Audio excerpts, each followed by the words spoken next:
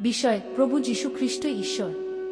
শুভেচ্ছা প্রিয় ভাই ও বোনেরা, প্রভু যীশু খ্রিস্টের মহামূল্যবান নামে আপনাদের সবাইকে শুভেচ্ছা। আজ আমরা বাইবেলের আলোকে একটি অত্যন্ত গুরুত্বপূর্ণ বিষয় নিয়ে আলোচনা করব, প্রভু যীশু খ্রিস্টই ঈশ্বর। অনেকেই প্রশ্ন করেন, বাইবেলে কি সত্যিই বলা হয়েছে যে যীশু ঈশ্বর? উত্তর হলো হ্যাঁ। বাইবেলের বহু স্থানে স্পষ্টভাবে যীশুর ঈশ্বরত্ব ঘোষণা করা হয়েছে। 1 যোহন 1:14। আদিতে বাক্য ছিলেন, বাক্য ঈশ্বরের সঙ্গে ছিলেন এবং বাক্যই ঈশ্বর ছিলেন, আর সেই বাক্য দেহধারণ করলেন এবং আমাদের মধ্যে বাস করলেন। এখানে কি বাক্য বলতে যীশু খ্রিস্টকে বোঝানো হয়েছে। অর্থাৎ যীশু শুধু একজন নবী নন, তিনি অনন্তকাল থেকে বিদ্যমান ঈশ্বর, যিনি মানুষের মুক্তির জন্য দেহ ধারণ করেছিলেন।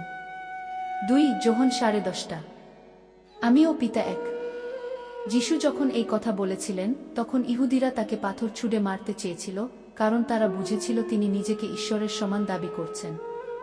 যীশু কখনো সেই বক্তব্য অস্বীকার করেননি। 3 যোহন 20:28। যখন পুনরুত্থিত যীশুকে দেখে থোমা বললেন, আমার প্রভু, আমার ঈশ্বর। যীশু থোমাকে সংশোধন করেননি, বরং তার বিশ্বাসকে গ্রহণ করেছিলেন।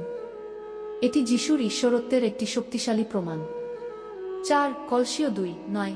কারণ ঈশ্বরত্বের সমস্ত পূর্ণতা শারীরিকভাবে তার মধ্যেই বাস করে। এই পদ স্পষ্টভাবে জানায় যে ঈশ্বরের সমস্ত পূর্ণতা যীশু খ্রিস্টের মধ্যে বিদ্যমান।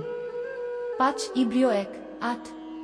পিতা ঈশ্বর পুত্রকে উদ্দেশ্য করে বলেন, হে ঈশ্বর, তোমার সিংহাসন যুগে যুগে স্থায়ী। এখানে পিতা নিজেই পুত্রকে ঈশ্বর বলে সম্বোধন করেছেন।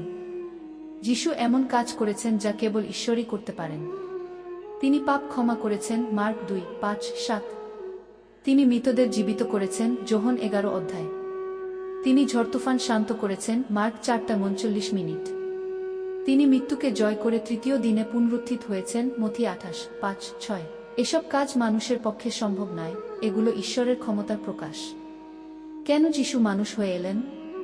ঈশ্বর আমাদের এত ভালোবাসলেন যে তিনি তার একমাত্র পুত্রকে পৃথিবীতে পাঠালেন। যোহন 3:16। কারণ ঈশ্বর জগৎকে এমন ভালোবাসলেন যে তিনি তার একমাত্র পুত্রকে দান করলেন, যেন যে কেউ তার উপরে বিশ্বাস করে সে বিনষ্ট না হয়, কিন্তু অনন্ত জীবন পায়। যীশু আমাদের পাপের মূল্য ক্রুশে নিজের রক্ত দিয়ে পরিশোধ করেছেন। তার পুনরুত্থান প্রমাণ করে যে তিনি জীবন্ত প্রভু এবং মৃত্যুর উপর বিজয়ী। উপসংহার প্রিয় ভাই ও বোনেরা, বাইবেলের সাক্ষ্য অনুযায়ী যীশু খ্রিস্ট শুধুমাত্র একজন মহান শিক্ষক বা ভাববাদী নন। তিনি ঈশ্বরের বাক্য, তিনি ত্রাণকর্তা, তিনি রাজাধিরাজ এবং প্রভুদের প্রভু। আজ যদি আপনি তাকে আপনার প্রভু ও ত্রাণকর্তা হিসেবে গ্রহণ করেন, তবে তিনি আপনার পাপ ক্ষমা করবেন, নতুন জীবন দেবেন এবং অনন্ত জীবনের নিশ্চয়তা প্রদান করবেন। রোমীয় 10:9। যদি তুমি মুখে যীশুকে প্রভু বলে স্বীকার কর এবং অন্তরে বিশ্বাস কর যে ঈশ্বর তাকে মৃতদের মধ্য থেকে জীবিত করেছেন, তবে তুমি পরিত্রাণ পাবে। 6 পুরাতন নিয়মে যীশুর ঈশ্বরত্বের ভবিষ্যদ্বাণী। অনেকেই মনে করেন যীশুর ঈশ্বরত্ব শুধু নতুন নিয়মে বলা হয়েছে, কিন্তু বাস্তবে পুরাতন নিয়মেও তার আগমনের বহু শতাব্দী আগে তার বিষয়ে ভবিষ্যদ্বাণী করা হয়েছিল। যিশাইয়া 9:6। কারণ আমাদের জন্য একটি শিশু জন্মগ্রহণ করেছেন, আমাদের জন্য একটি পুত্র দান করা হয়েছে। তার নাম হবে আশ্চর্য পরামর্শদাতা, পরাক্রমশালী ঈশ্বর, অনন্তকালীন পিতা, শান্তির রাজকুমার। এখানে যে শিশুর জন্মের কথা বলা হয়েছে তিনি প্রভু যীশু খ্রিস্ট। লক্ষ্য করুন, তাকে কি পরাক্রমশালী ঈশ্বর বলা হয়েছে।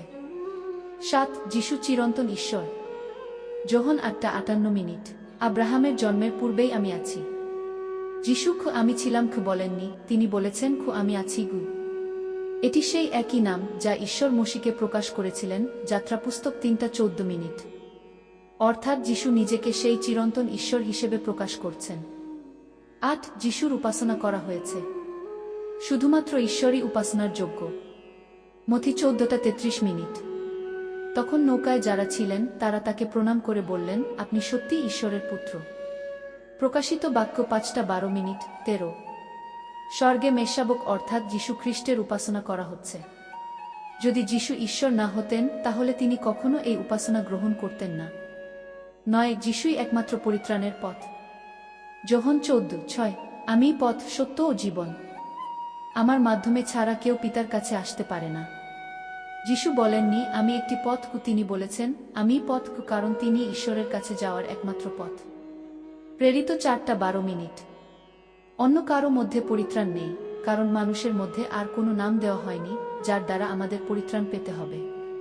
10 আমাদের জীবনে এর প্রয়োগ। যদি যিশুই ঈশ্বর হন, তাহলে আমরা কেবল তারই উপাসনা করব, তার বাক্য মেনে চলব, প্রতিদিন প্রার্থনার মাধ্যমে তার সঙ্গে সম্পর্ক গড়ে তুলব, অন্যদের কাছেও তার সুসমাচার পৌঁছে দেব।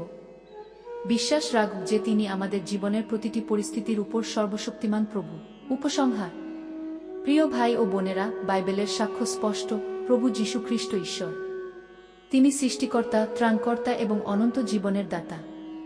তাই আসুন আমরা সমস্ত হৃদয় দিয়ে তাকে ভালোবাসি, তার উপাসনা করি এবং তার সুসমাচার পৃথিবীর প্রান্ত পর্যন্ত পৌঁছে দিই। ফিলিপিও 2:10-11। যেন যিশুর নামে প্রত্যেক হাঁটু নত হয় এবং প্রত্যেক জিহ্বা স্বীকার করে যে যীশু খ্রিস্টই প্রভু, পিতা ঈশ্বরের মহিমার জন্য। সমাপ্তি প্রার্থনা। হে স্বর্গীয় পিতা, আপনার পবিত্র বাক্যের জন্য ধন্যবাদ।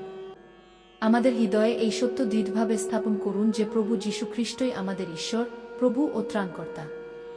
আমাদের এমন জীবন দিন যাতে আমরা সর্বদা তাকে সম্মান করি এবং অন্যদের কাছেও তার সুসমাচার ঘোষণা করতে পারি। হে প্রভু যীশু, আমি বিশ্বাস করি আপনি ঈশ্বরের পুত্র, আমার ত্রাণকর্তা এবং আমার প্রভু। আমার সব পাপ ক্ষমা করুন, আমার হৃদয়ে বাস করুন এবং আপনার পথে চলার শক্তি দিন। আপনার নামে প্রার্থনা করছি, আমেন।